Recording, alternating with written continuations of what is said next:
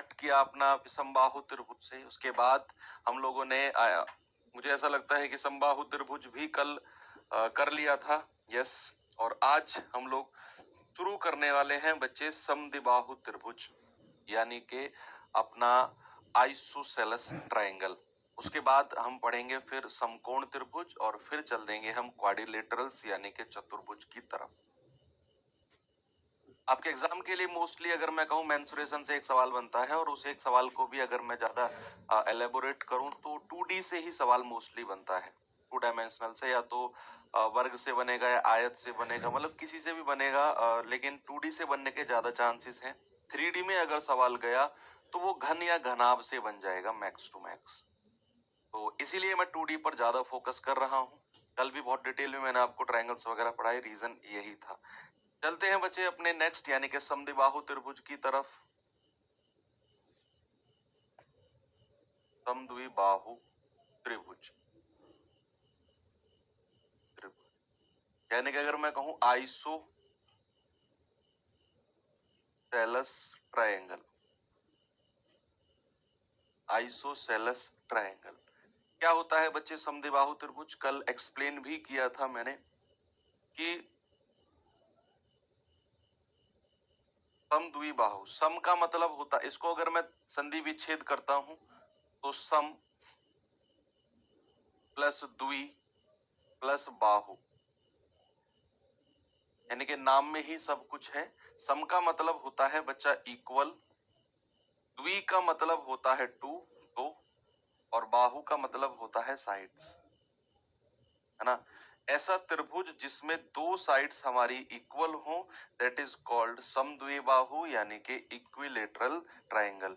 अगर मैं इस भुजा को ए मानूं, इसको ए मानूं, तो तीसरी भुजा अलग होगी। ये दोनों साइड हमारी इक्वल होंगी और ये तीसरी साइड जो होगी ये इनसे अलग होगी। क्या होगी बच्चे? इनसे अलग होगी, पहली बात। दूसरी बात, अगर मैं इसमें एक लंब खींच देता हूं, जिसको ऊंचाई यानी कि हाइट भी बोला जाता है, ये है लंब, यानी कि सामने वाली भुजा पर परपेंडिकुलर डालता है, और जिसको हम बोलते हैं एच। क्या बोलते हैं बच्चे? जिसको बोलते हैं हम एच। अगर मैं इसके फॉर्मूलेज की बात करूं तो सबसे पहले तो पेरीमीटर का फॉर्मूला ऐसा कोई भी बच्चा नहीं है जो मुझे नहीं बता सकता। मैं अगर पेरीमीटर यानी कि परिमाप की बात करता हूं तो कल बच्चे मैंने आपको बताया था कि जो पेरीमीटर होता है वो होता है सभी भुजाओं का योग। चाहे मैं त्रिभुज की बात करूं, चाहे मैं चतुर्भुज की बात करूं, चाहे मैं पंचभुज, पॉलीगन में किसी की भी बात करूं, भैया आप जब भी मैं बात करूंगा पेरीमीटर की तो आप कहेंगे सर सारी भुजाओं का योग, यानी कि 2a plus B. 2a plus B क्या होता है? आपका पेरीमीटर यानी कि परिमाप होता है। Very good. अगर बात करें इसके एरिया की, एरिया की यानी कि बच्चे क्षेत्रफल की, तो क्षेत्रफल क्या होता है इसका? क्षेत्रफल यानी कि एरिया होता है इसका b/4 under root 4a² minus का b²। b यानी कि जो हमारी असमान भुजा है, b/4 under root 4a² minus का b²। अगर मैं बात करूं इसकी ऊंचाई की तो हाइट होती है बच्चे 1/2 अंडर रूट, ये सारा का सारा रख दो, 4a² माइनस b²। बस यहाँ b/4 की जगह आपने क्या करना है बच्चा? यहाँ पर आपने 1/2 करना है। बस इतने से तीन फॉर्मूले आपने इसमें याद रखने हैं, पेरीमीटर, एरिया और आपका हाइट यानी कि ऊंचाई।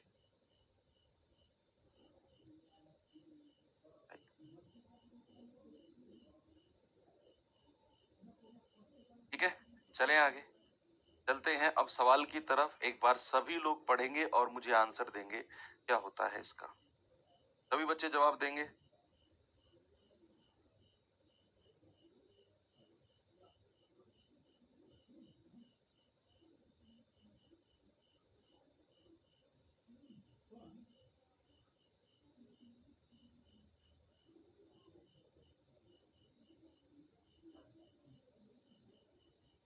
कह रहा है समद्विबाहु त्रिभुज का क्षेत्रफल 12 वर्ग सेंटीमीटर है, इसकी बराबर भुजाओं में से प्रत्येक की लंबाई 5 सेंटीमीटर है तो आधार की लंबाई बता दो कितनी होगी।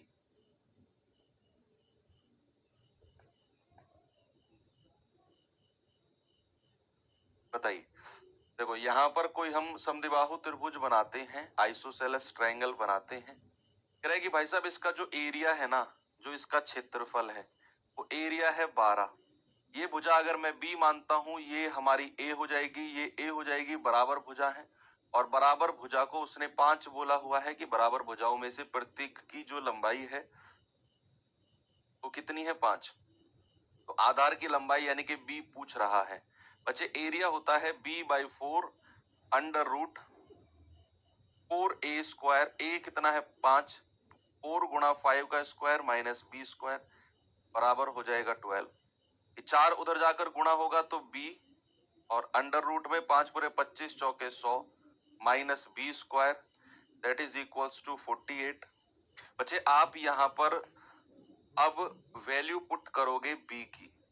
यहाँ पर आपने क्या करना है, वैल्यू पुट करना है। किसकी बच्चे, b की वैल्यू पुट करना है। तो b की वैल्यू आप पुट करिए, जो भी 48 के बराबर देगी वही आपके b की वैल्यू हो जाएगी। वही क्या होगी बच्चे, b की वैल्यू हो जाएगी। अगर मैं 6 रखता हूं, अगर मैंने यहाँ पे 6 रखा b की वैल्यू को, तो 100 माइनस ये कितना हो जाएगा, 36 हो जाएगा, 6 का स्क्वायर। 6 गुणा 100 माइनस 36 दैट इज 64। तो 6 गुणा 8 यानी कि ये हो जाएगा 48। बिल्कुल सही है सर, ऑप्शन नंबर ए। आप कहेंगे सर ऑप्शन बी भी मैच नहीं कर रहा है, ऑप्शन सी भी नहीं, लेकिन ऑप्शन डी अगर मैं रखता हूं, ऑप्शन डी अगर मैं रखता हूं 8 तो भी मैच कर जाएगा। तो भैया आप यहाँ 8 रखोगे तो ये हो जाएगा 100 माइनस 64 यानी कि 36, यानी कि 6 गुणा 8 48, वहां से भी मिल जाएगा। तो ऑप्शन में आपको कोई एक मिलेगा, या तो 6 मिलेगा बच्चे या फिर 8 मिलेगा, कोई एक मिलेगा। दोनों ऑप्शन आपको साथ में नहीं मिलेंगे। ठीक है भैया, चलो आगे अगर मैं चलूं,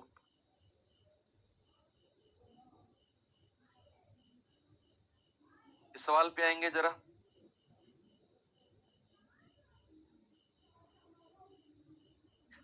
सवाल है, एक समद्विबाहु त्रिभुज का परिमाप 80 सेंटीमीटर है यदि आधार 20 सेंटीमीटर है, जो कि अन्य दो समान भुजाओं से अलग है।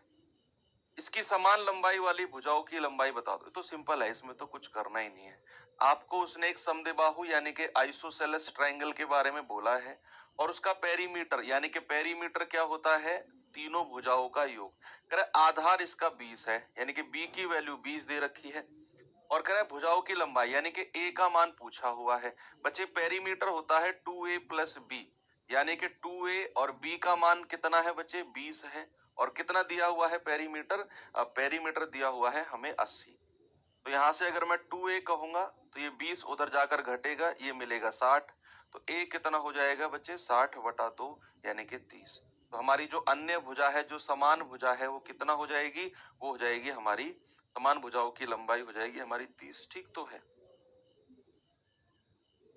कितना आएगी, 30 होगी।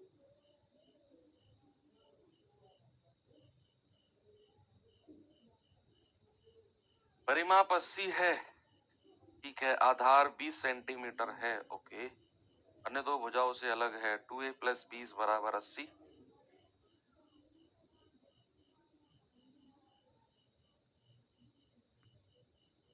ठीक है, 30 ही आएगा। ठीक कर लेना एक ऑप्शन, या तो इसको ही ठीक कर लेना, 30 ही आएगा। चलिए आगे चलते हैं, इस सवाल पे आएंगे बच्चे जरा। समद्विबाहु त्रिभुज से सवाल आपके एग्जाम में नहीं बने हैं, मैंने जितना भी प्रीवियस ईयर देखा है, आइसोसेलेस से सवाल नहीं दिखा मुझे। एक समद्विबाहु त्रिभुज का परिमाप 91 है। समद्विबाहु जब भी आपको सवाल में दिखे, आइसोसेलेस जब भी दिखे, तुरंत दिमाग में आ जाना चाहिए दो साइड इक्वल है। The perimeter of N isosceles triangle is 91 and its base is 1/4 times the sum of other two equal sides. sum of, है ना, कि इसका आधार अन्य दो बराबर भुजाओं का,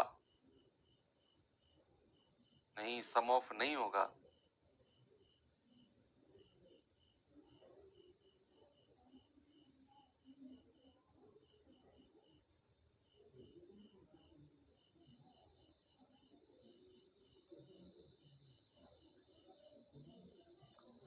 ठीक है भाई, ईच टू इक्वल साइड्स, दोनों दोनों भुजा की लंबाई। बच्चे उसने योग नहीं पूछा आपसे,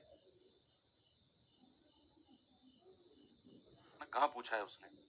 उसने पूछा इसकी समान वाली भुजाओं की लंबाई ज्ञात करेंगे, then find the length of its equal length side. Length बताना है, 30-30 मीटर की होंगी टोटल, कुल लेंथ नहीं पूछा उसने ना।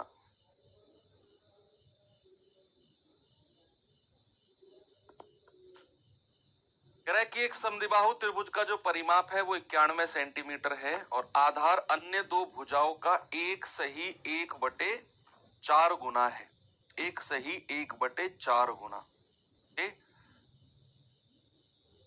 तो इसके आधार की लंबाई बताओ क्या होगी? कैसे करेंगे इसे भाई? हमारे पास कोई आइसोसेलेस ट्रायंगल है, ये मैंने बनाया, ये मेरा आधार है, ये अन्य दो बराबर भुजा है। कह रहे कि जो आधार है अन्य दो बराबर भुजाओं का 1/4 गुना है। 1/4 का मतलब होता है 5/4, है ना, 5/4 होता है। अगर मैं ए और बी का रेशियो आपसे पूछूं तो सवाल ने बोला है जो आधार है अन्य दो बराबर भुजाओं का 5/4 है, यानी कि अगर मैं अन्य दो बराबर भुजे 4-4 यूनिट की मान लूं तो आधार कितना हो जाएगा? 5 यूनिट का।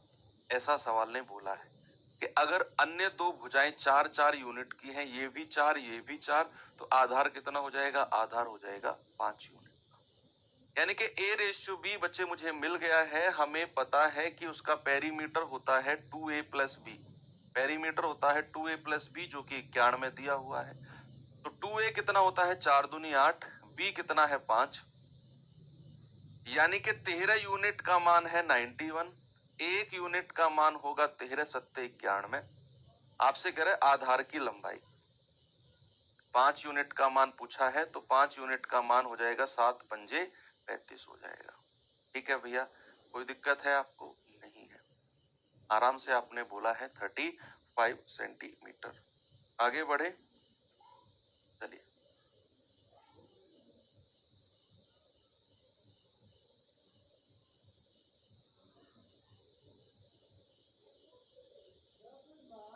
सवाल देखेंगे जरा। बी का मान दिया ही नहीं है, 20 कैसे रख दिया सर? उठा के 10 बार ऐसे पटकूंगा, 10 बार ऐसे पटकूंगा, ये क्या दे रखा है? पीछे सवाल है, तुम ना ऐसी गड़बड़ मत किया करो। सवाल तुम ना मुझे देखते रहते हो, ये क्या बोल रहा है वही देखेंगे हम, सवाल बोर्ड की तरफ देखेंगे नहीं। एक बार पढ़ तो लिया करो। किसी समद्विबाहु त्रिभुज का क्षेत्रफल 4 वर्ग इकाई है। असमान भुजा, असमान भुजा यानी कि वो बी कहेगा। असमान भुजा की लंबाई 2 इकाई है, तो बराबर भुजाओं की लंबाई बता दो कितनी होगी? बराबर भुजाओं की लंबाई कितनी होगी? बच्चे यहाँ पर मैं समद्विबाहु त्रिभुज बनाता हूँ, यहाँ पर मैं ये बराबर वाली भुजा ए और ए लिखता हूँ और ये असमान भुजा यानी कि बी यहाँ पर लिखता हूँ। उसने कहा असमान भुजा की जो लंबाई है वो 2 यूनिट है, तो b बराबर कितना है बच्चे? b बराबर 2। असमान भुजा यानी कि जो इक्वल साइड्स नहीं है, ये दोनों समान भुजा है। ये तीसरी जो होती है इसको हम कहते हैं अनइक्वल साइड या फिर असमान भुजा। तो हमें उसने क्षेत्रफल दिया हुआ है, क्षेत्रफल का फॉर्मूला होता है बच्चे b/4 अंडर रूट में 4a² माइनस बी का स्क्वायर, और एरिया कितना दे रखा है हमें? 4 वर्ग सेंटीमीटर। बी कितना है? 2, 2/4 under root 4a² minus B square that is 2 का स्क्वायर बराबर 4। तो 2 एकम 2, 2 दूनी 4 और 2 की मल्टीप्लाई 4 में हो जाएगी उधर जाके, तो 4a² माइनस 2 का स्क्वायर 4 होता है और ये उधर जाकर 4 दूनी 8, दोनों तरफ स्क्वायर करेंगे तो यहां मिलेगा 4a² माइनस 4 दैट इज 64। तो 4a² बराबर ये उधर जाकर प्लस हो जाएगा 68 और यहां से a² कितना मिलेगा हमें भाई? 4 से जाएगा पूरा 17 बार, तो a² मिलेगा 17, a कितना मिलेगा? Under root of 17। कितना मिलेगा बच्चे? a मिलेगा हमें under root of 17, that is option number C हमारा सही है। ओके,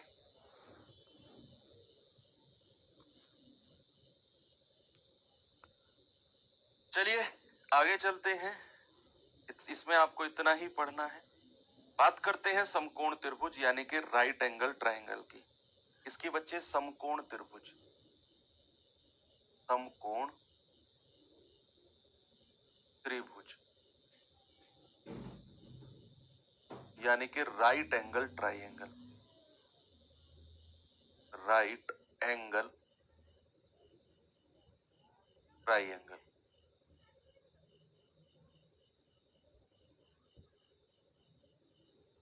राइट एंगल ट्रायंगल क्या होता है? समकोण त्रिभुज थोड़ा सा देखते हैं बच्चे इसके बारे में। राइट एंगल ट्रायंगल भाई इस तरीके से ये लिखा जाता है। ऐसा त्रिभुज जिसकी दो भुजाओं के बीच में एक 90 डिग्री का एंगल हो, एक 90 डिग्री का एंगल हो। 64, कौन सा 64? अरे ये चला गया ना, दोनों तरफ स्क्वायर किया है। आपको अगर कुछ ऐसा दिया हो कि रूट ए बराबर बी, तो भैया आप अगर दोनों तरफ स्क्वायर करते हो ना, रूट ए का भी स्क्वायर करते हो और इधर बी का भी स्क्वायर करते हो, बोथ साइड स्क्वायर। रूट का स्क्वायर होता है बाहर ए निकल के आ जाएगा और इधर बी स्क्वायर हो जाएगा। उधर अगर हमारे पास 4a स्क्वायर माइनस 4 था तो बराबर 8 था। आपने दोनों तरफ स्क्वायर किया, इधर भी स्क्वायर इधर भी स्क्वायर। इधर स्क्वायर किया तो रूट हट गया, 4a स्क्वायर माइनस 4 बचा और उधर हो गया 8 8 64। ऐसे किया बच्चा, ऐसे किया। ठीक है। तो राइट एंगल ट्रायंगल की अगर बात करें तो दो एंगल के बीच में हमारे पास 90 डिग्री का कोण होता है। ये मैंने कल भी आपको समझाया था, बताया था। इसमें हमारा एक परपेंडिकुलर जिसको बोलते हैं लंब, क्या बोलते हैं बच्चे? लंब। इंग्लिश में बोलते हैं परपेंडिकुलर, परपेंडिकुलर शॉर्ट में इसको पी बोल देंगे। इसको बोलते हैं आधार। क्या बोलते हैं बच्चे? आधार। इसको हम इंग्लिश में बेस बोलते हैं और इसको शॉर्ट में हम बी भी बोल सकते हैं। इसको बोलते हैं कर्ण। क्या बोलते हैं? कर्ण, जिसको इंग्लिश में हाइपोटेन्यूज बोलते हैं और इसको हम शॉर्ट में एच भी बोल सकते हैं। ठीक है। ये तीन भुजाओं को कुछ इस तरीके से हमें बोला गया है। अब अगर मैं आपसे बात करूं कि समकोण त्रिभुज, तो मैं नाम आता है मेरे जुबान पर पाइथागोरस बाबा, यानी कि पाइथागोरस थ्योरम का नाम आता है। एक हमारे साइंटिस्ट हुए थे महान पाइथागोरस बाबा के नाम से। बाबा तो हम लोगों ने ऐड कर दिया है, पाइथागोरस नाम से एक साइंटिस्ट हुए थे। तो बाबा ने बोला था कि भैया दो भुजाओं के वर्गों का योग जो होता है वो तीसरी भुजा के वर्ग के बराबर होता है ना। दो भुजाओं के वर्गों का जो योग होता है according to Pythagoras theorem, according to Pythagoras theorem. Pythagoras बाबा ने क्या बोला था? पाइथागोरस बाबा ने बोला था कि भैया लंब का स्क्वायर यानी कि परपेंडिकुलर का स्क्वायर प्लस बेस का स्क्वायर यानी कि आधार का स्क्वायर बराबर किसके होना चाहिए? कर्ण के स्क्वायर यानी कि हाइपोटेनस के स्क्वायर होना चाहिए। अगर मैं आपको कोई तीन साइड दे दूं, मैं ये ना बताऊं कि वो त्रिभुज कौन सा है, वो जो ट्रायंगल है वो कौन सा है, मैं आपको ये ना बताऊं, और मैं आपको तीन भुजा दे दूं और मैं आपसे कहूं कि बताओ ये त्रिभुज हमारी राइट एंगल यानी कि समकोण की है कि नहीं, तो आप क्या करोगे? और हाँ, ये सबसे बड़ी भुजा होती है, इस बात को ध्यान रखना। तीनों में सबसे बड़ी भुजा यही होती है, सबसे बड़ी साइड यही होती है, हाइपोटेनस। जो तीन साइड मैं आपको दूंगा उसमें सबसे बड़ी को तो आपने एच रखना है, सबसे बड़ी जो तीनों में होगी। जो बची दो है उनका स्क्वायर करके जोड़ना है। अगर वो तीसरी के स्क्वायर के बराबर आ गई तो आप आंख बंद करके बोल देना सर जो आपने भुजा दी है ना, ये भुजा हमारी राइट एंगल यानी कि समकोण त्रिभुज की साइड है। सपोज बच्चे अगर मैं आपको साइड देता हूं, मैंने यहाँ पे लिखा है 5 12 और 13, मैंने यहाँ पे 5 12 और 13 लिखा है। मैंने कहा बताओ क्या ये कौन से ट्रायंगल की भुजा है, कौन से ट्रायंगल की साइड है। अभी मैं इसके फॉर्मूलेज वगैरह पे नहीं गया हूँ, अभी तो मैं आपको जस्ट ये पहचानना सिखा रहा हूं कि कोई भी साइड अगर हमें दे दे तो वो राइट एंगल की साइड कैसे होंगी।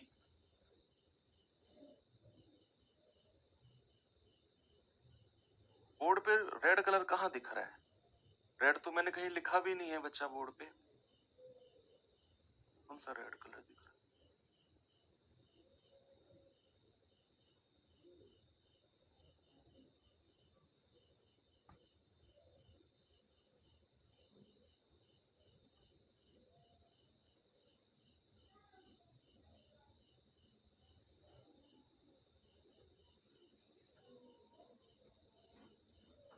देखो, आप कहेंगे कि सर ये तो हाइपोटेनस हो गया, सबसे बड़ी भुजा को तो हाइपोटेनस रखना है। इसका स्क्वायर अगर मैं करता हूं तो बच्चे हमें मिलता है 13 का स्क्वायर, दैट इज 169। अब बची दो भुजा, ये इनका स्क्वायर करके जोड़ना जरा, 5 का स्क्वायर प्लस 12 का स्क्वायर, ये कितना होता है मेरे भाई? 25 प्लस 144, और 25 प्लस 144 होता है 169। ये 169 अगर हमें हाइपोटेनस के वर्ग के बराबर मिल गया तो कह देना कि सर जो साइड है ना, ये हमारी राइट एंगल ट्राइंगल यानी कि समकोण त्रिभुज की भुजाएं हैं, है ना। ऐसे पहचानते हैं किसी भी साइड को कि वो समकोण की है या नहीं। आपको दो साइड का स्क्वायर करके ऐड करना है और तीसरी का स्क्वायर करके बराबर करना है, तो आप कहेंगे कि यस सर वो हमारी समकोण त्रिभुज की साइड हो जाएंगी। अब ऐसी तो बहुत सारी साइड हो सकती है, ऐसी तो बच्चे बहुत सारी साइड हो सकती है कि नहीं? बिल्कुल हो सकती है सर। तो मैं कुछ साइड लिख रहा हूं जो एग्जाम में, भाई अब आपको कोई साइड दे देगा वो राइट एंगल लिख कर नहीं देगा कि ये समकोण त्रिभुज है, ऐसी तो बहुत सारी साइड हो सकती हैं। तो आपको क्या हर बार ऐसे चेक करना पड़ेगा समकोण है कि नहीं? ना बच्चे, मैं कुछ आपको लिमिटेड साइड दे रहा हूं, उनको आप ध्यान में रखना। 90% क्वेश्चंस, 95% क्वेश्चंस उन्हीं साइड से बनेंगे, अगर राइट एंगल के बने तो तुरंत आप उनको एक बार दो तीन बार नजर मारना, जैसे ही क्वेश्चन दिखेगा तुरंत आप समझ जाएंगे, तुरंत आप समझ जाएंगे कि भाई ये राइट एंगल का साइड है। तो उनको बोलते हैं ट्रिपलेट्स। क्या बोलते हैं बच्चे? ट्रिपलेट्स। ट्रिपलेट्स या हिंदी में इनको बोलते हैं तिर्यक। तो कुछ ट्रिपलेट्स मैं आपको लिखवाता हूं जो हमारी राइट एंगल ट्राइंगल यानी कि समकोण त्रिभुज की भुजाएं होती हैं। अगर मैं कहूं सबसे पहला 3 4 5, क्या बोला मैंने? 3 4 5। सबसे छोटा जो होता है आपका ट्रिपलेट वो 3 4 5 होता है, मतलब इससे भी छोटा होता है लेकिन नेचुरल नंबर्स में सबसे छोटा हमारा यही होता है 3 4 5। अब अगर मैं कहूं 3 4 5, इसका कोई मल्टीपल भी आप जा सकते हो। भाई 3 का डबल करो, 3 दूनी 6, 4 का डबल करो, 4 दूनी 8, 5 या 12, इसका 3 गुना 5 दिया 15। तो यानी कि इसके मल्टीपल्स जो 3 4 5 आपका सबसे बेसिक साइड है ना, इनके मल्टीपल्स, इनके गुणज भी हमारे राइट एंगल ट्राइंगल की साइड होंगी, इनके गुणज भी। जैसे अब मैं आगे भी बढ़ सकता हूं, मैं कहूंगा 3 पंजे 15, 4 पंजे 20, भाई मैं 5 गुना भी कर सकता हूं, 3 पंजे 15, 4 पंजे 20 और 5 पूरे 25, 15 20 25, ये भी सर हमारा राइट एंगल होता है। तो समझ गए कि इनके मल्टीपल्स जब भी आएंगे वो राइट एंगल होंगे। अब सपोज मैं आपको देता हूं साइड, लेट सपोज मैंने साइड दे दी आपको कि 27 36 और 45, बताओ ये समकोण त्रिभुज की भुजा है या नहीं? अब जैसे ये साइड आपको एग्जाम में मिली, आप खेल गए कि यार ये तो कोई नई साइड आ गई, ये तो कोई नई साइड आ गई, इनको कैसे करें? क्या फिर से स्क्वायर करके चेक करें?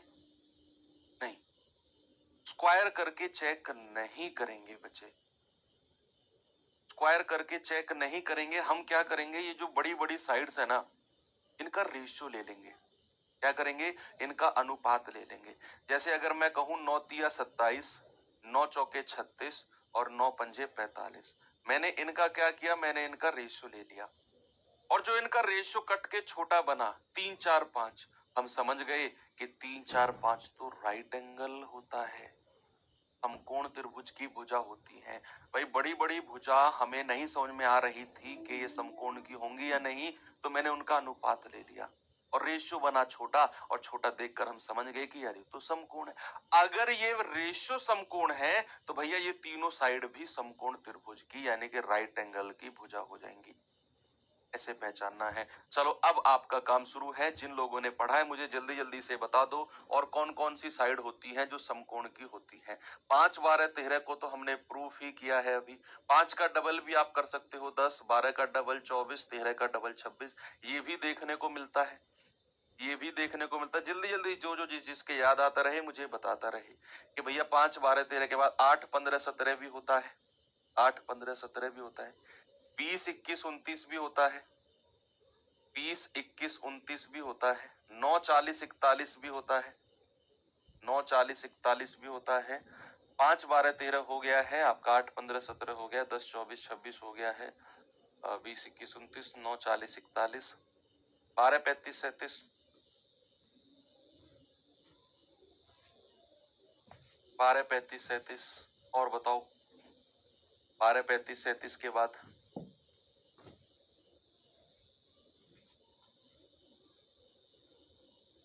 अब बताओ, तब तक मैं थोड़ा सा बोलता हूँ कि क्या प्रॉब्लम आई।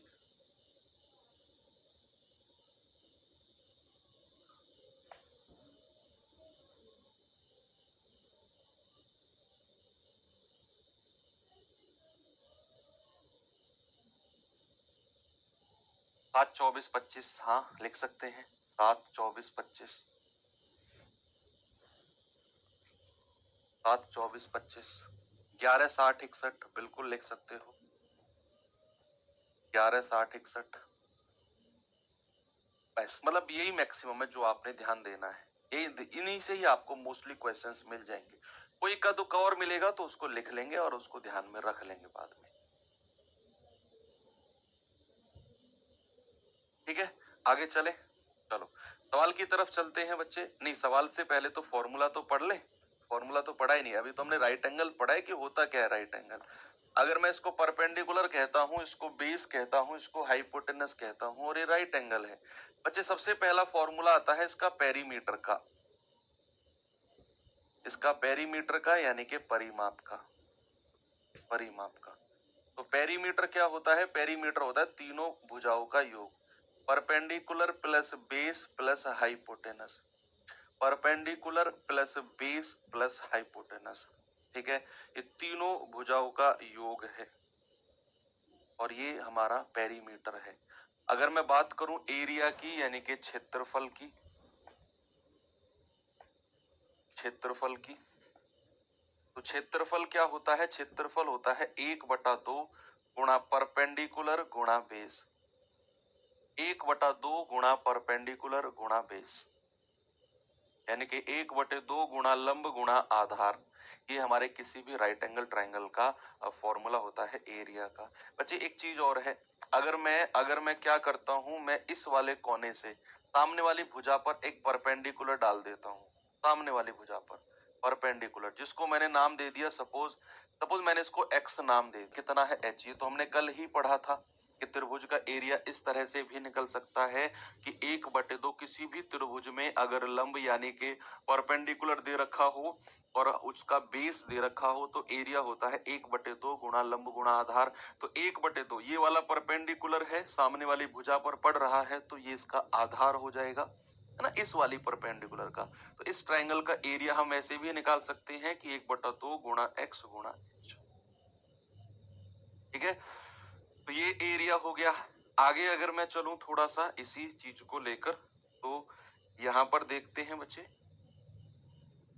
कि अगर मैं किसी भी समकोण त्रिभुज के अंदर, किसी भी समकोण त्रिभुज के अंदर अगर मैं कोई ऐसे बनाता हूं सर्कल, ऐसे सर्कल बनाता हूं और वो सर्कल तीनों भुजाओं को टच करता है, तो भैया उसका एक रेडियस यानी कि त्रिज्या भी होगी। तो जो उसकी त्रिज्या होगी ना भाई, जो उसकी त्रिज्या होगी अंदर इन सर्कल, इसको बोलते हैं हम इन सर्कल।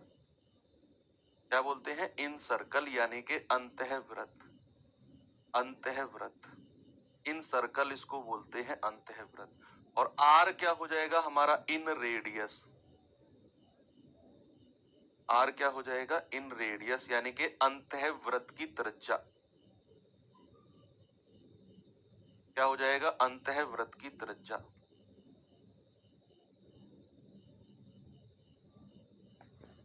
अंतःवृत्त की त्रिज्या यानी कि इन रेडियस। अगर मैं आपसे कहूं आर का मान कैसे निकलेगा, तो आपने परपेंडिकुलर प्लस बेस लंब प्लस आधार माइनस हाइपोटेनस और डिवाइड बाई 2, यानी कि आर की जो वैल्यू निकलेगी बच्चे वो perpendicular plus base minus hypotenuse divide by 2 हम कहेंगे कि हमारा इन रेडियस हो जाएगा। अगर मैं थोड़ा सा आगे चलूं आपको लेकर और मैं कहूं कि भैया एक ऐसा भी तो बन सकता है, ऐसे भी तो बन सकता है कि कोई ट्राइंगल हमारा है,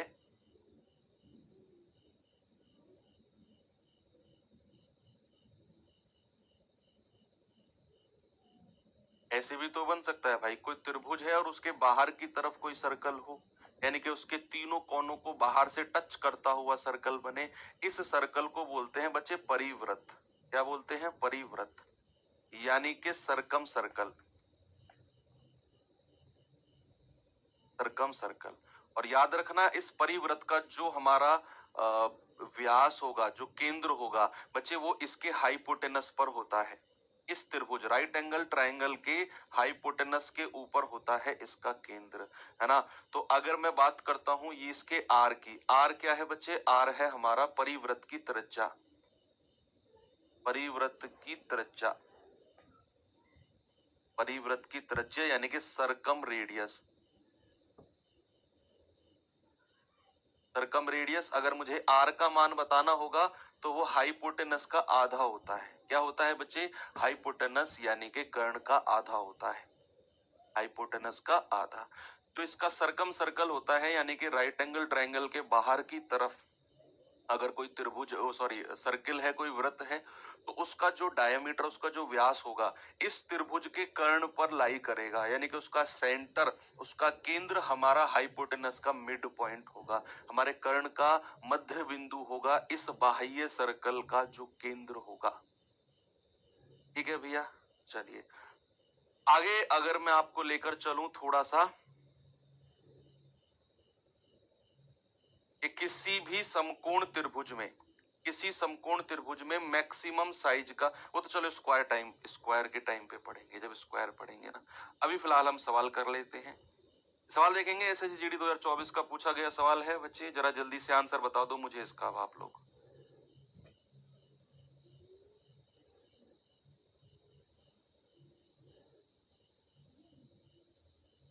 सवाल है, एक समकोण त्रिभुज की सबसे लंबी भुजा 17 सेंटीमीटर और ऊंचाई 15 सेंटीमीटर है, तो समकोण त्रिभुज का क्षेत्रफल ज्ञात करो।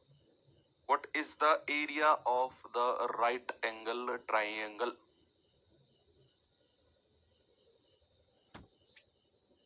हाउ क्यूट है, एक बच्चा कह रहा है सर कल छुट्टी मिल सकती है, कुछ जरूरी काम मिल जाएगी बच्चे, आप रिकॉर्डेड देख लेना क्लास को। कल क्या है, कल संडे है यार, तुम तो मुझसे छुट्टी मांग रहे हो, मैं किससे मांगू मैं किससे मांगू छुट्टी, मुझे तो तुम्हारा सिलेबस कराना है भैया।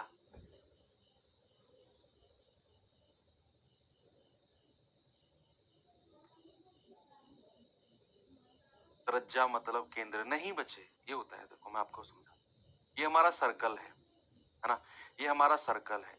इस सर्कल का एक पॉइंट ऐसा होगा, एक पॉइंट ऐसा होगा जो बिल्कुल बीचों बीच होगा, बिल्कुल बीचों बीच, बिल्कुल बीचों बीच होगा, जिसकी हर पॉइंट से, सर्किल के हर पॉइंट से दूरी बराबर होगी। किधर भी आप डाल दोगे, किधर भी आप डाल दोगे भैया, ये जो पॉइंट होता है ना इसको बोलते हैं केंद्र यानी कि सेंटर।